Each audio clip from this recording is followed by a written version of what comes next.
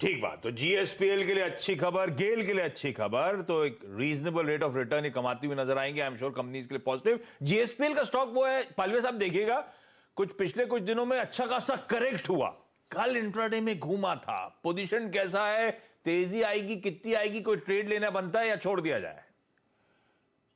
तो आशीष जी देखिए, स्टॉक पे जो करेक्टिव मूव था, ऑलमोस्ट स्टॉक 50 100 मूविंग एवरेज के पास से ही स्टॉक ने एक पुल बैक दिया कल के सेशन में, और हमें लगता है कि अब यहाँ पे 230 immediate support area.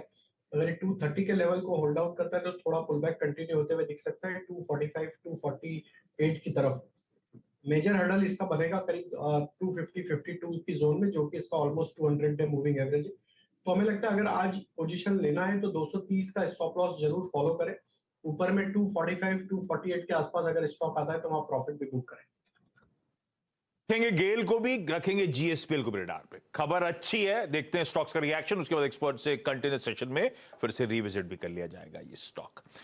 New age companies की बात छेड़ दी थी, अब डिटेल में खबर समझ लीजिए। ना सिर्फ नायका बल्कि डिलीवरी में भी कल जो लार्ज ट्रेड होता, सारी डिटेल्स हर्षदा के पास। Harshada, good morning.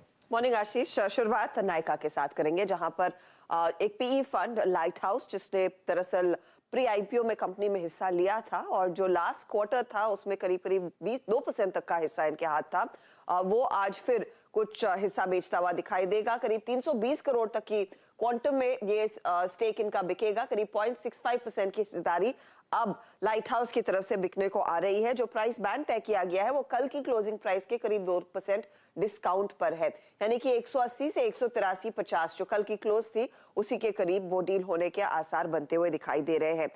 याद रखिएगा, नवंबर 16 को भी लाइट हाउस ने करीब 3 करोड़ शेयर बेचे थे 175 रुपीज के आसपास। तो ये लार्जली हमने देखा है जब से वो लॉक इन खुला है, लाइट हाउस अपनी जो स्टेक है वो हल्की करता हुआ दिखाई दे रहा है, और माना यही जा रहा है कि ये लार्जली एक क्लीन आउट सेल होता हुआ दिखाई देगा। जो 2% हिस्सा था वो Q1 के बाद जो रिपोर्टेड नंबर्स आए थे वो 2% का हिस्सा था, और तब से अब तक हमने देखा है लाइट हाउस ने साइजेबल अपना जो स्टेक है वो कूल ऑफ किया है। तो वो स्टॉक आज रेडार पर। नायका, अब देखते हैं यहाँ से आगे और कितने लोग आते हैं और अपना हिस्सा बेचते हैं। दूसरी तरफ डिलीवरी, जिसका आप जिक्र कर रहे थे, तो यहाँ पर भी कार्लाइल अपना स्टेक कुछ बेचता हुआ दिखाई दिया। कल के सत्र में कार्लाइल का एक आर्म है सीए स्विफ्ट इन्वेस्टमेंट्स, इन्होंने करीब 2.5% तक का हिस्सा बेचा है। 1.8 करोड़ शेयर्स बेचे, करीब 330 रुपए प्रति शेयर के आसपास। याद रखिएगा, कार्लाइल के हाथ में या फिर सीए स्विफ्ट इन्वेस्टमेंट्स के हाथ में करीब 5% स्टेक रहा है, और उसमें से अब सिर्फ 0.5% ही रह गया है। कल की इस ब्लॉक के बाद मॉर्गन स्टैनली ने हालांकि इस 1.8 करोड़ शेयर जो मार्केट में बिके थे कार्लाइल की तरफ से, 48 लाख शेयर जरूर खरीदे हैं।